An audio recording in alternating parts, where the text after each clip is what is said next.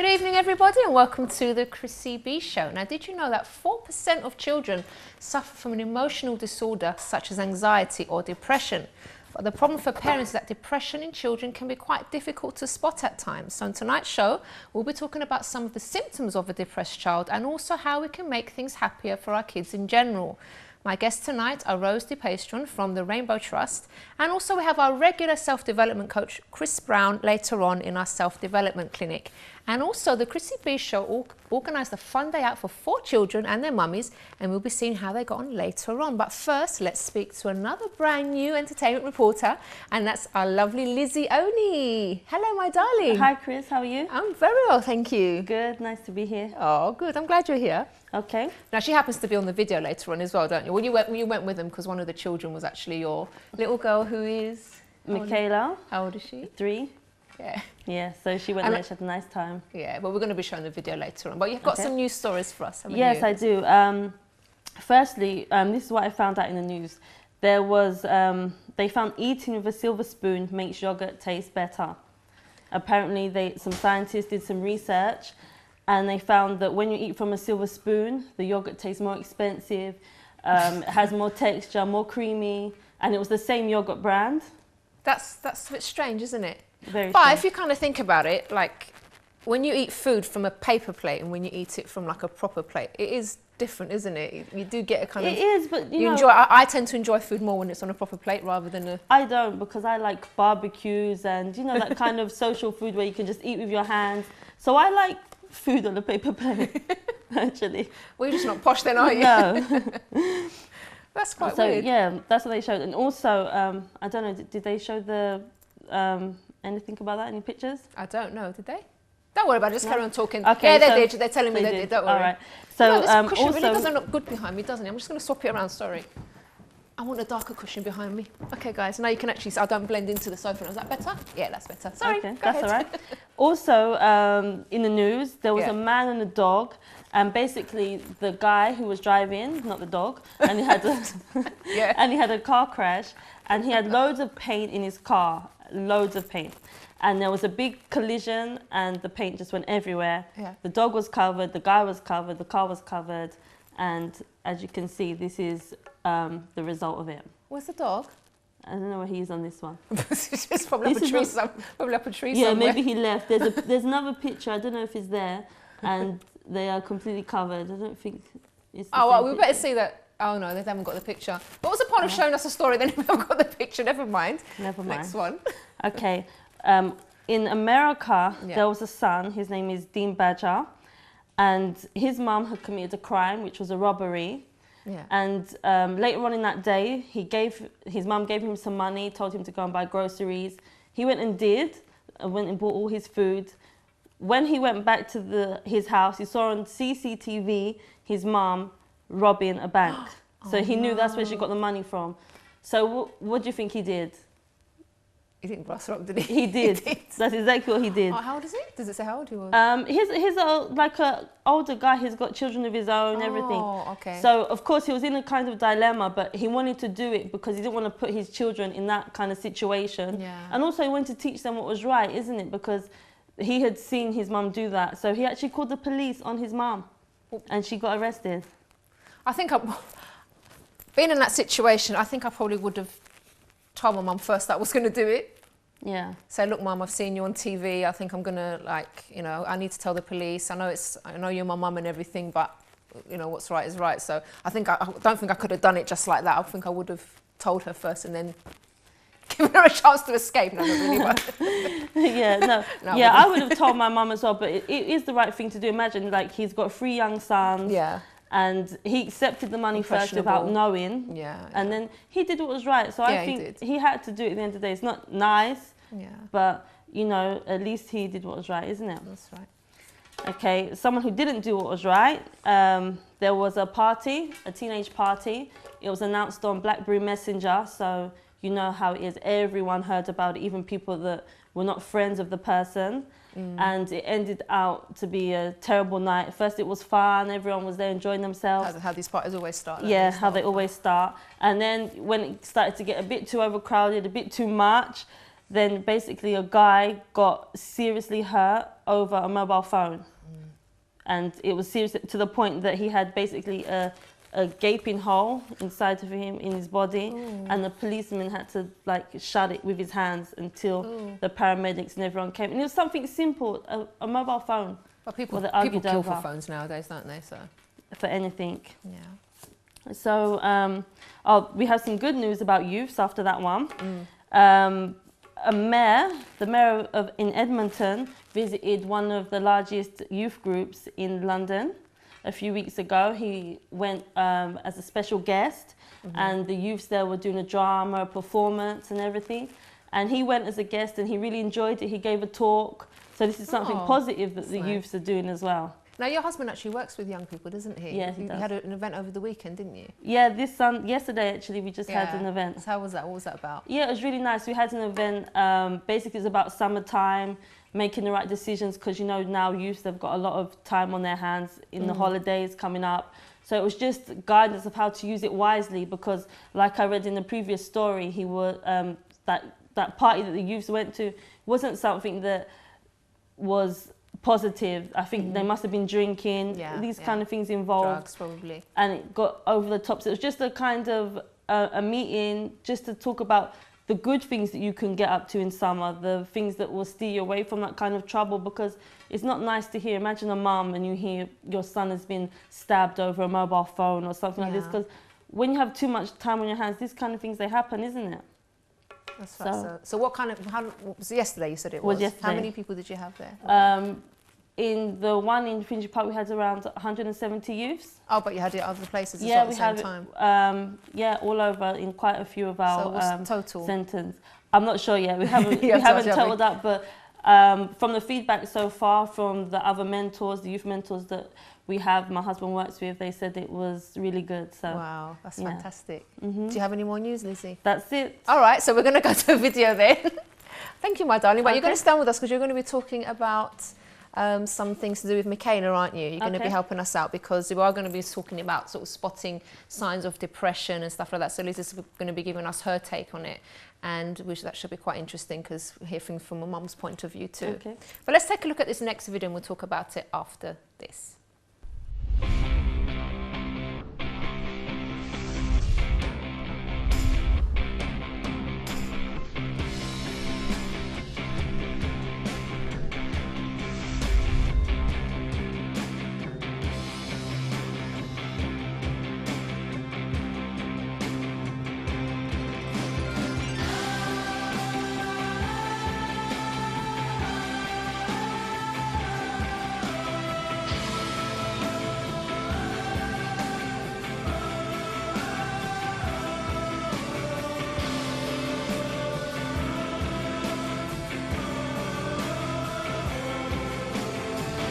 I Can Dance started about 5 years ago by Juliet, the principal. She is a ballet teacher, a special needs teacher, and a dance movement psychotherapist.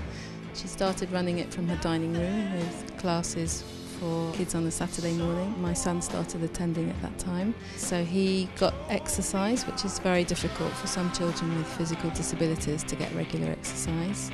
And then when I see his little face when he comes on the stage in a real theatre with 400 people in the audience, he just came alive and it was fantastic.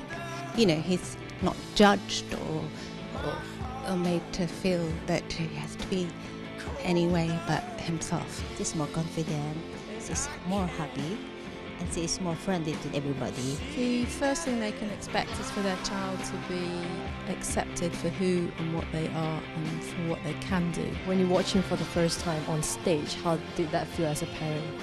Very proud and emotional, you know.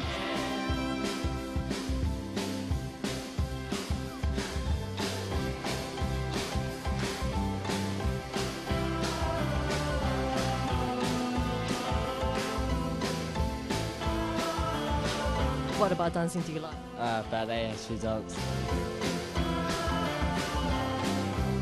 It makes me feel happy.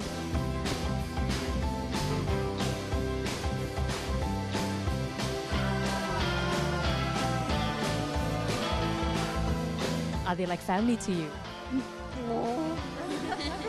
Yes.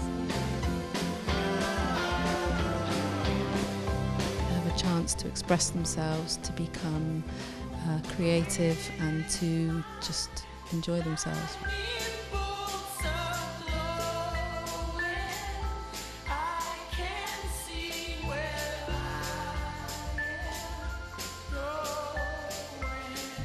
Thank you, guys.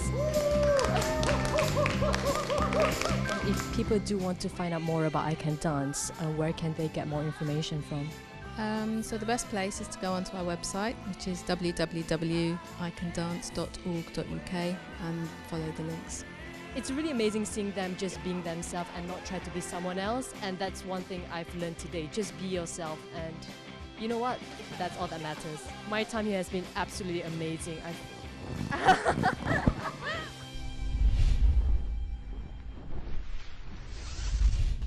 So that's an amazing charity. We're going to go to a quick break in just a moment, and we're going to be joined by Rose DePatron from the Rainbow Trust Children's Charity, who's going to be telling us all about what they do and how they help parents and children going through a difficult time. And if you want to get in touch to ask a question about anything to do with children and depression, you can give us a call on 020 7686 6300. You can also tweet at Chrissy B Show and also email chris@chrissybshow.tv. Do you have an experience with child depression? How did you help your child through it? And are you worried about your children? You'd like to ask a question or to make a comment? Do give us a call. Join us after this.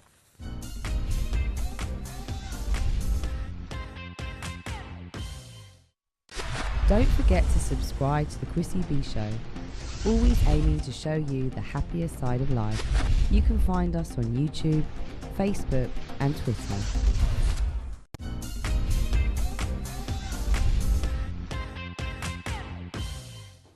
Welcome back, and I'm now joined by Rose from the Rainbow Trust. Hi Rose. Hi, how are hello you? there. Yeah, I'm good, thank you. So good to have you here. Yeah, nice to be here too. Thank you. So tell us about your charity and what you do. Well, Rainbow Trust, we've been going for about 26 years now, and we provide support for families where a child or a young person has a life-threatening or terminal condition.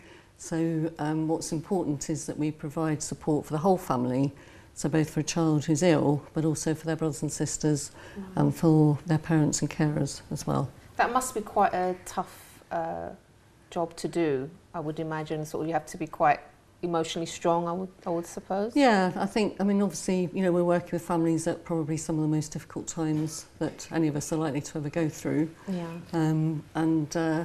It's at a time when I guess everybody does need a bit of extra support. So we have a fabulous team of family support workers. I think they're great. They support each other very well. You know, they obviously, hopefully, are supported by the organisation. You know, we provide sort of additional supervision so that people have a chance to offload themselves. But yeah, no, you're right. I think it can be a tough job, but it is hugely rewarding. And you know, I know that just from talking to colleagues how much they value what they do too. So can you talk us through maybe like the typical kind of help that you would give to a family, say, that has got a child that's terminally ill? How do you sort of get connected with them and things like that? How does it go? Well, we get basically referrals from all sorts of different sources, but quite often they might come through another professional, so it might be from a hospital or might be from community nurses or another charity maybe that's working with the family. So then we will go and see them and do a full assessment. And what's important is that, you know, we're all different. Everybody has different needs. Every family has different needs at different times. And so we very much go to where the family are and work with what they need at that time. So we have a careful conversation about that. And then a family support worker will start to work with the family. And usually we have one family support worker, so they're building up that relationship together. And the kind of things we do would be perhaps providing practical support, which might be in the form of perhaps taking a child and you know, their mum or dad, plus perhaps the siblings as well, that maybe need to go backwards and forwards to hospital. So they might, you know, particularly perhaps if, I don't know, a child has cancer, so maybe having chemotherapy, so that's a lot of hospital trips. Oh, that's really good. Yeah, and our family support workers all actually have transport that comes as part of the job. So I think last year we drove about 860,000 miles. See, things like that you sort of don't really think about, but it does take a huge pressure off parents when that part's sorted. That's one less thing to worry about, isn't it? Yeah, no, absolutely. I mean, I can think of one child recently, you know, the family were having to travel a long way the wee girl was having chemotherapy, so it meant there was no way they could get backwards and forwards. So it meant, you know, her dad had to stay at home with her brother. Yeah. And they were going to have to stay, her mum and she were going to have to stay in hospital overnight, and that didn't work, so it was very noisy and she couldn't sleep and she really needed to rest. And then one of our family support workers got involved, and she was able to provide that transport, so it meant that they got home at night, even though it was obviously quite late, but you know, it was worth doing because it just made all the difference, kept the family together at a really, you know, kind of crucial time. So just things like that, and then being able to work, you know, with the family, we build up a relationship, obviously, and you know, then sort of watching her and sort of gradually, you know, she got better and came through it, and so, you know, it's sort of fabulous when that is able to now you're happen. actually telling us in the green room something that I hadn't actually even thought about, that sometimes the children themselves that ill, they want to talk and not worry their parents. Can you tell us a bit about that? Because that was quite, for a while I hadn't really thought of that before. And the children also go through so much that they don't want to worry their parents and make them sad. Yeah, and I was talking to one of our teams at the end of last week, and we were just talking about you know, sort of this issue and what happens, and it just it came up that you know, sometimes what will happen is parents will tell us that one of the reasons they're glad that we're around is that they know that their children can talk to you know, the family support worker that's working with the family. What are the children's main concerns, obviously apart from being sick? What are the other concerns that the kids have? Well, I think, you know, I mean, because it's such a difficult time, I think children are so well attuned to how their parents are feeling. So they know that their parents are worried about them. So it's like everybody's worrying about everybody else.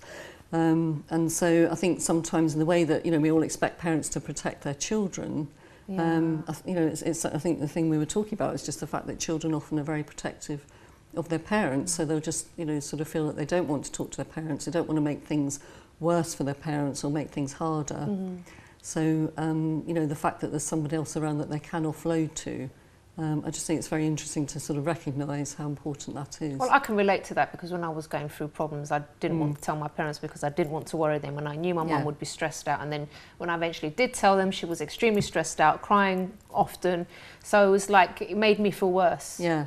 And so there were times when I wish I hadn't said anything. Really? Yeah.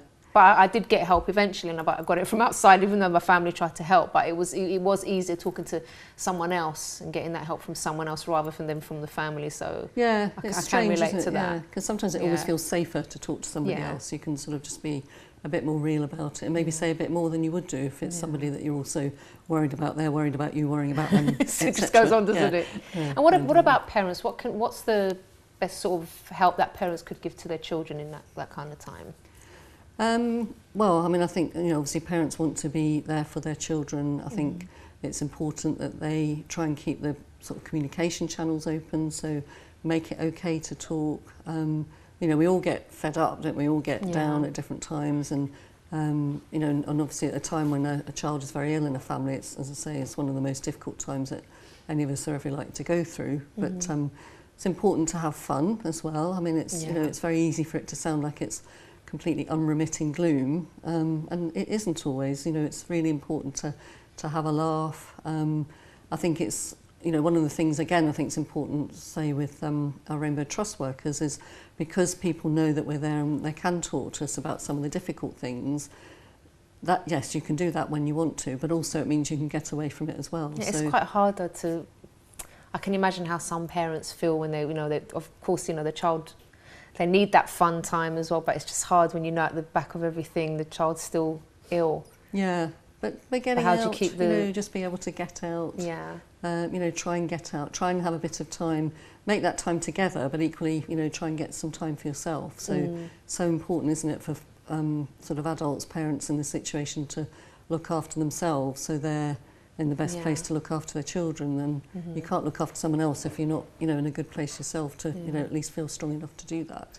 So how many children do you actually help and families do you help? Well, we work with, I think this last year we've worked with about 1,400 families. Really? So, wow.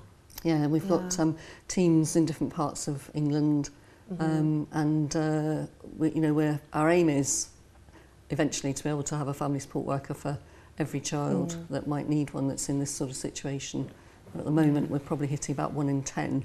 So, you know, we've got a long way to go. And, you know, obviously there are other agencies as well who are supporting children who are ill. But I think we believe we're fairly unique. That we're providing that service. We go to where people are. We work with families in their homes, in hospital, It's like you in the almost become community. part of the family then. Well, I think that we obviously get to know families very well. I mean, I don't think we ever forget that we're professionals working in the family. So obviously we're friendly and we work and we get to know people well. And there is a time, obviously, when it's time to go. And all families again will decide, when that time comes. So, we work with families through end of life and bereavement. And again, I think it's been really valuable and shown to be how valuable the fact we know the family before a child dies, meaning having that continuity is just really important and means so much to the family afterwards. So just be able to talk about.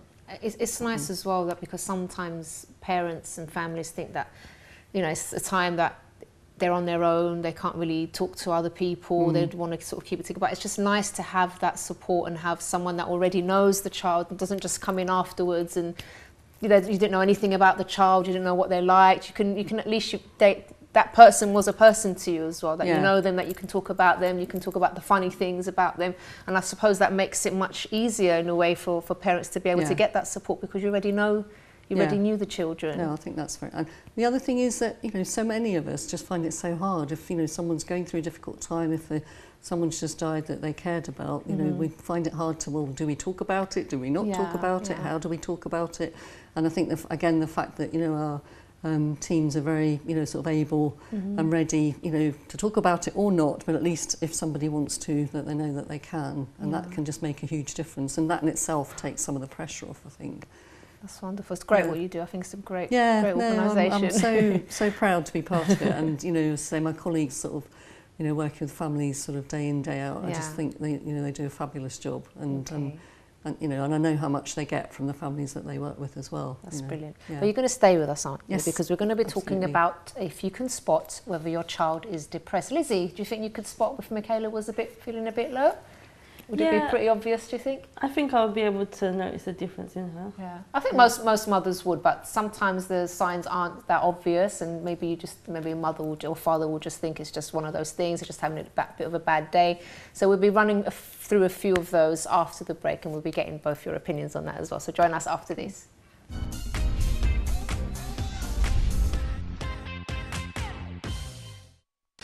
Don't forget to subscribe to the Chrissy B Show. Always aiming to show you the happier side of life. You can find us on YouTube, Facebook and Twitter.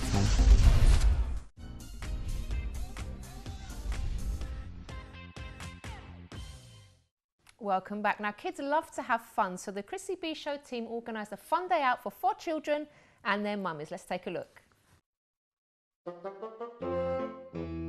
Did you know that 10% of children in Great Britain from the age of 5 to 16 have got some kind of recognisable mental disorder? And 4% suffer from an emotional disorder such as anxiety and depression. So we've come down to Kids Space today with Michaela and Reese. And Isabella and Carolina because we think all children deserve to have fun. We're going to have fun today, guys? Are we going to go play? Do you want to play? Yeah, you want to play? Yay!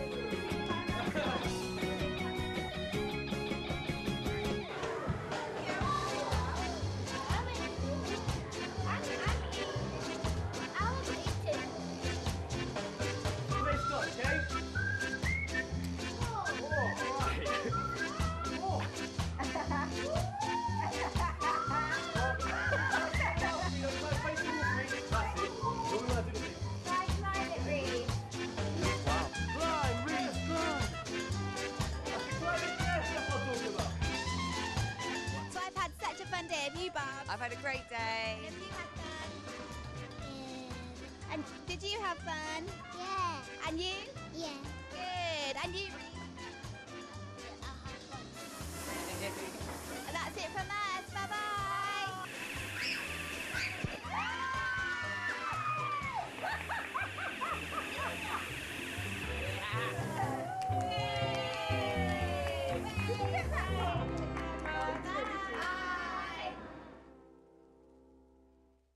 Well, I don't know what Bianca was doing climbing up that wall, since it was supposed to be for the kids, but I know but adults can do it too, I heard, apparently. So Lizzie, that was Michaela, and the little one was Michaela, wasn't it? Yeah, the youngest Tell us about the day. How was it? It was really nice. She met up with her other 3 friends, and the place was really nice as well. We were introduced to the whole area was just amazing. She loved every part of it. Everything was like open, so easy access, and straight away they could see everything they wanted to do. Oh, so there was go-karting, there was wall climbing. There was go-karting, different slides, wall climbing. There was also, it was like separate 2 parts. The toddler part for like the younger ones, there's like soft play and climbing. And then there was the other part for the older children as well. Like there was a ball place as well, where you could go and like shoot balls, or on the balls would come and fall on you. Oh, that's nice. Yeah. So Michaela loved it. I could see a big smile on her face. Even today she was talking about it, and we went on last Tuesday. Yeah. So she keeps on talking about it even till today. What kind of fun things you do with her to keep her happy? Different stuff, simple things as well. Like sometimes if I don't have much time, it could be like half an hour, I'll just take her for a walk. We'll go to the park. Sometimes I would just get some bread from home, and she knows that we're going to the park, she'll take it with her. Things like that when I don't have a lot of time. Other times we plan more different stuff, like we go to the zoo, special things that children are doing, like we went to see, Madagascar in the arena, like a live show. Oh, nice. For the more special How come I didn't times. get an invite? Oh, well. I like all that stuff, you know. She was moving. She's like, she loved it a lot. Oh. So different stuff, it depends. But I have in my mind always to do something with her, because I can see when we don't do something, you know how children are, they always like to be active. So I like to do something. Even at home, like we bake, or she helps me like try to cook, and I'll give her like little things to do to help me out. Okay. And Rose, your children are a bit older, aren't they? Yeah, Like they a bit are older now. than 3. Yeah, they're all grown up. So what did you used to do with them, like to make them happy and keep them What active? we used to do?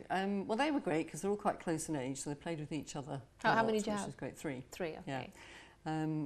But I guess very much as we've been talking about, so being busy. They did things like sort of playing at home, obviously together, having friends round. Doing stuff like that, going swimming. It doesn't take much really to make a child happy, does it? No, does it? I think just that attention that they get. I mean, with my parents, we got a lot of attention at home, and like my dad used to take us everywhere, like shooting and to the farm and all sorts. Oh, brilliant! All sorts of things. I did use a gun. I shouldn't say that on TV, should I? No, let me erase that bit. I didn't say that, but I have used the gun. It was quite good. It was quite a good experience. But he's in Cyprus now, so you can't get him, so that's all right. Okay then, but yeah, it was fun. But it's just sort of doing normal things. I suppose that wasn't really a normal thing, is it? Okay, then we'll forget that bit. Probably not in that. Yeah. But just doing normal things. I used to go anywhere he used to go. I used to go with him. We used to have chats in the car, and just just weekends. Even just dancing at home, just putting some music on and just having a little dance and stuff. It was just things. Those are the kind of things I remember. I don't really remember sort of gifts and expensive things like that, because those things weren't really important to me. It's just the little things that made me happy. I think the thing you say about having chats in the car, I think that's it's a really good thing about talking to children, because that sort of thing of sitting down and going, right, so let's have a conversation just doesn't work. No. So it's things like, I don't know, clearing up after a meal, or going in the car where you're both sat and looking straight ahead. No, it's nice. And often you can have some of the most important conversations that way, I think. It's true. Yeah. That was a really good bonding time. But let's talk now about some signs and symptoms of depression. Now, there have been, these are facts reported by doctors. Dr. Navina Evans, she's a consultant psychiatrist at London's Capio Nightingale Hospital. And she's saying that the obvious signs to look out for include a low mood and unhappiness, with tearfulness or irritability that may not be related to anything specific. So if you're seeing that your child all of a sudden, or you start to see they're looking a bit low, they're crying for no particular reason, that is a sign Now, if it's just for the day, maybe something happened, but if you've seen it's something that's a bit going on a bit longer, a couple of weeks maybe, then it's something that you need to look into. And she says, also watch out for reactions when something sad happens. For instance, when someone dies, it's normal for everyone in the family to feel distressed. But if you feel your child's reaction is too extreme or has gone on for too long, that could be a sign of depression. What do you think about that, Rose? Yeah, no, I think that's probably right. I think just be able to look out for it without being too... I think often we get tuned in, don't we, as we were talking about before. I think sometimes for parents and carers it's difficult to acknowledge that their children are having a hard time. So it's about being brave, isn't it? Being brave enough as an adult to sort of say, actually, we probably do need to try and either get some help from somewhere else or, sort of think about what we can do. Is it something that will lift fairly quickly? We keep talking about talking, but often that might be a starting point, but there are times obviously when it might need more than that. And it's, it's you need to know when you need to do something, because it's saying here as well, if your child's mood is affecting their day-to-day functioning, this is a sign that a mental health problem should be investigating. So for example, if a young person is unable to function at school and has lost interest in things they were previously interested in, that's a major sign. So you see your child is behaving not in a normal way. Like, for example, they love football, they loved playing with their friends. Now all of a sudden they just want to stay indoors and not talk to anyone and just stay by themselves. That's a big sign that you need to do something about that. Now, they're saying here, what do you do then if you suspect that your child is feeling a bit depressed? So the first thing they're suggesting, Dr. Evans is saying, first thing is try to talk to them and find out what's troubling them. Now, I know when I was a child, I did withdraw quite a lot from my parents because I was being bullied at school, and actually I started to wet the bed at I think I was about 11, 12, because I was being bullied. But I didn't want to tell my parents because I didn't want to worry them, but I was having all these nightmares and then wetting the bed and all this kind of stuff. So I think my mum knew something was wrong, obviously. They were thinking, why is like a child of this age doing this? And, it was quite hard for me to talk to them. But eventually when I did, I felt a lot better. So do try and talk to your children first of all and find out what's happened and make sure they know that, you're not going to be angry with them or anything like that. So that's the first thing that they're suggesting to do. And they're saying, whatever's causing the problem, don't trivialize it. It may not be a big deal to you, but it could be a major problem for your child. And I think that's such an important point. If you just say to a child, oh, don't worry about it, it's silly, they tell you something that's really difficult for them to say. Or even if it's like, oh, someone's teasing me about my hair at school. And you say, it could be something really major for them that's really distressing them and making them cry. And then if you turn around and say, oh, it's nothing, don't be silly, they're just jealous, and you just dismiss it, that's going to make that child withdraw. And they maybe, when something more serious comes up later on, they may not even talk to you about it. Yeah, and it's so easy to do that though, isn't it? Just to sort of think, oh, this is a way to make it feel better. Don't worry about it, it's fine. And of course it isn't. Maybe. Okay. And then lastly, they're just saying, so if you are still worried, if you talk to them and you don't see a change in your child's behaviour and they're still acting in a way that's not like them, then obviously then you should speak to your GP. And I don't think sometimes parents are like, oh, I feel like I failed if I go and speak to someone else, or if I go and speak to a doctor, maybe I'm not a good parent. It's not that. You could be the best parent and still your child will go through problems. My parents were great and I still went through problems. So it's no shame to go and speak to someone, just find out what the options are. I mean, there's all sorts of things. Sometimes they can maybe just refer your child for counselling. They could, in extreme cases, they're saying that they do obviously deal with like antidepressants and stuff like that, but that's only in extreme cases. So don't be concerned about that, but as long as you go and speak to someone about it as soon as possible, don't just leave it and think, I'm going to deal with it myself. If you are having trouble yourselves to deal with your child's depression or, mood changes, then do please speak to someone. I think we've run out of time, haven't we? Izzy, was that helpful for you? Yeah, very interesting. I'm just taking in just like the kind of ages, because I think as well, a mother has this kind of connection, like you can tell when something is happening, like sometimes the child doesn't even have to speak, but just their mannerisms, like their ways, you can tell something is going on. Sometimes it's like temporary, or something happened that day, or they were told off in school, something small, because I know my daughter, she's sensitive, so if someone like would tell her off, she gets hurt by it, like whereas normal, like most kids or like adults, stuff like this, we can brush it off. If our boss tells us off, we did something wrong, we're like, okay, and we get over it. But I know her, she gets a bit like sensitive. She's like that. She's not used to being told off that much because she's quite good actually, thank goodness. Oh. But I can tell when that happens when she's not herself.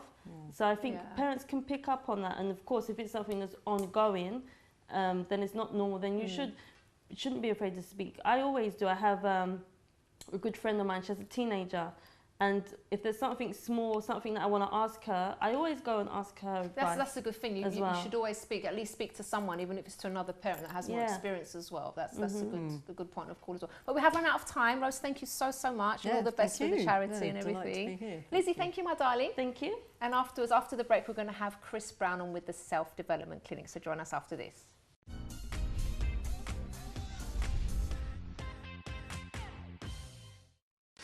Don't forget to subscribe to the Chrissy B Show, always aiming to show you the happier side of life.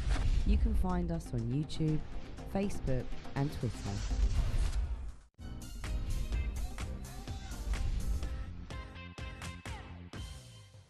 Welcome back to the show, and I have Chris Brown with me in our Self-Development Clinic. Hello, Chris. Hi, Chrissy. How are we going? I'm very well. How are you? I'm very good. These chairs are really awkward, aren't they? I know. Can't I get feel like comfortable. I'm swinging around. Yeah, they're a bit and, small. You know, Don't really fit me very well. You know, but the funny thing about it is they make us a little bit happy, don't they? Which is what I'm going to talk about. That's a good way of getting in there, isn't it? No, but all seriousness is, I was actually looking at that video as well, and those children playing around and all that, and I'm thinking, it's interesting because with adults as well, the whole thing, we're talking about depression and we're talking about happiness as well, and we need to actually let go as well and play as well. So I was thinking I was going to ask Lizzie if I can get down there as well sometimes to take my wife down, we'll run around and play. Do you know what I did the other day actually? I had some very disappointing news last Tuesday, and I was really upset. Okay. So my husband saw my face, as he can tell straight away, so he took me to the park for an hour. And we pretended to be children, and we were on the swings and everything. Wow. And I just felt so much better afterwards. Wow. It just made, and I was looking at the darks and stuff like that. And it just made me feel so much better. And I just thought, you know what, I'm not going to worry. I'm not going to get stressed about this thing. Wow, and I was fine afterwards. Just a little while on the swing. Right. I nearly got stuck in it, mind, because it was quite small. But apart from that, it was fun. No, that's brilliant, actually. That's the whole thing of play. It's funny because there's some companies as well. I believe Google's one of them as well, where they've got the interior dressed up for like adults to play. Yeah. Just as you said, it's be more nice. creative. I think it's brilliant, you know. You know, the whole thing of talking about switching from depression, we're talking about happiness, is the word happy itself. It actually derives from it comes from an Icelandic word, right? It derives from there. And it's the meaning of it, it's come out, sorry, let me just go back again. Okay. Put my teeth in again, right? Right, it derives from an Icelandic word, and the meaning of it is hap, it says hap. So the meaning of hap is lucky and chances. So the word happy comes from lucky and chances at the end of the day, which I found quite interesting as well, because we use it in our vocabulary all the time. Oh, you're feeling happy. Are you happy? Are you chancy? Are you lucky or what? So it makes you feel good. Now, I had a bit of a question, and we was going over this as well, and we're talking about happiness in the workplace. Now, the question bears thought is happiness at work down to the responsibility of the employer or the employee? You ever thought about it? What would you say? I think both have a role to play. Right. But I think it's more to do with us, the way we see things, the way we react to things, I would say. You say the employee. So if you had a really horrible boss, that's another matter, but still. Yeah, at the end of the day. But to be honest, you're spot on. It is actually down to the employee, because you are the one who has to take responsibility for your every day, and your boss isn't actually thinking, well, let me make you happy today at the end of the day. Your boss is too busy thinking what they've got to do. But sometimes we end up in jobs where it's sort of, sometimes dead end and stuck. And you've actually got to look for the areas that you can actually make yourself happy with and enjoy your work. Otherwise that turns into depression. You don't want to go in. Imagine getting up Monday morning, I just hate going in every time. I had a job like that. Yeah, and then you start getting these colds, these symptomatics, and how did you know? Well, there you go, right? And automatically you want to phone in and say, no, I don't want to be there. But that is a sort of depression as well, of actually going in there. So you've got to look for the things within. It's not down to your employer totally. And you've got to think about the job that you've actually chosen. Yeah. Was that for you? Are you in the right environment? Because you'd be a lot happier person if you did. So that's easier said, but somebody might be saying at home, well, yeah, you don't know my job and I'm stuck in it. I can't just leave in this area. So if you can't just leave it, you've got to look for the areas in your work that you're actually doing and think, how can I enjoy that? How can I turn it around? It's not really up to employer. We tend to focus and say, oh, it's them and the way they run things, this, that. No, it's not. It's about you at the end of the day. Valid point, yeah. Very point, right. And the other one is, you've got to think about this as well. What actually makes you happy? What makes you happy? What makes you happy in your work? Why did you choose it in the first place? Or why did they choose you? Because they've interviewed you, you've got the job. Think about it, you've got a job, you're happy at the beginning. You really are, until you've actually got used to the routine. So it has nothing to do with that environment really. It's got to do a bit with you on that level as well. So we've got to work out, well, what makes us happy and what makes us unhappy in that environment as well. You know, and if we actually break those down and look at it, we should be able to find a balance along the way. You've got to see if it's the money or if it's the type of, because I remember I worked for an organisation, then I was offered a job somewhere else to work for a charity, much less money. And I took the job at the charity because I just loved what the charity did and everything. And I was much happier there than I was at the other place where I was earning much more money. Okay. So for me, it wasn't, all right, I could have done with the extra cash at the time, but still I looked forward to going into work afterwards, whereas the other place, I used to dread it. So it wasn't a monetary thing. So while you were working there, you weren't thinking about, oh, I'm going to get paid it and do it and pay. Yeah. But I didn't feel like I was doing anything important there. Right. Like it was making a difference to anyone's life. But when I was with the charity, then I thought, you know, I'm helping people, I'm doing something. So that made me happy. That whole thing of giving.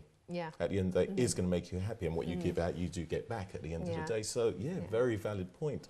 I'm thinking at the same time in saying that, like, how many people can actually make that move and say that and say, well, I'm honestly happy. It's not.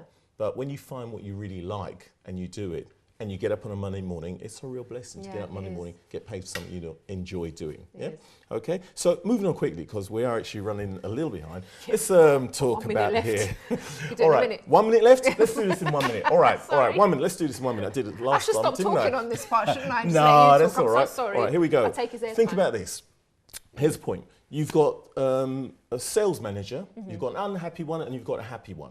Right? Now, you've got to work out which one it is, right? Here we go. This sales manager says he only gets really happy when his team makes about 100K a year, which only happens about once a year, right? The other sales manager turns around and says he's really happy when the team is learning as much as they can and keep hitting targets all the way throughout the year. Now, when you think about it, I mean, obviously, which is the happiest one and which is the unhappy one? What would you say, roughly? I would think the second one, that's making targets all the time. Yeah, that's it. Yeah. You think about it, the first guy, he's only happy once a year. Yeah, that's true. Only happy once a year. And there are a lot of sales-driven people who are like that and don't realise. They're missing out on life, you know, in that sense. So when I say that, just to cut it, and very short because we're running time, you've got to make a choice out of the happiness, unhappiness. You've got to choose what makes you happy. Now, compared to that sales guy, it's once a year, right? So you've got to look through things throughout the year that make you happy and dwell on those instead.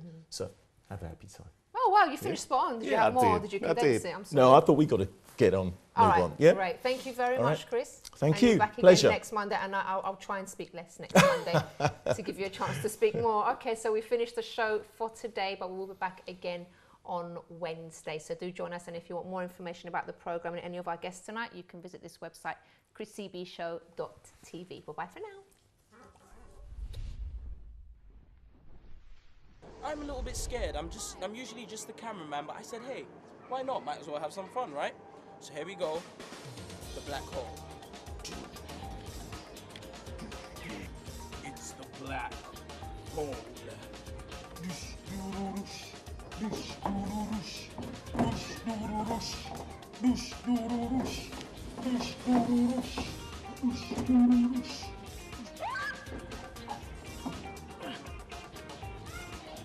Sorry about that.